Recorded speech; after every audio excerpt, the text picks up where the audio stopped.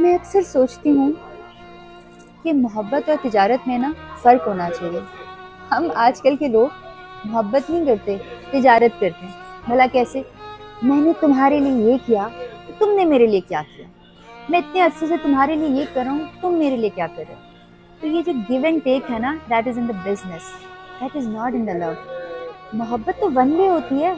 अगले का क्या कसूर है कि आपको उससे प्यार हो गया, या वो कैसे यकीन कर ले कि आपको उससे प्यार हो गया।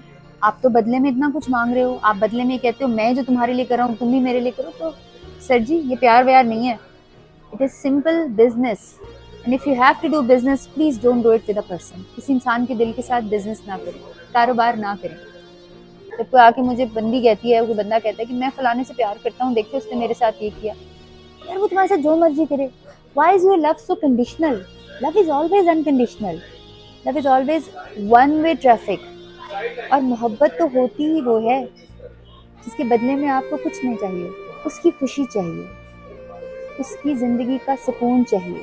आपको सिर्फ ये पता हो कि मेरा महबूब जहाँ है खुश है, और मेरे से जो हो सकता है वो मैं इसके लिए करूँ। That is the love.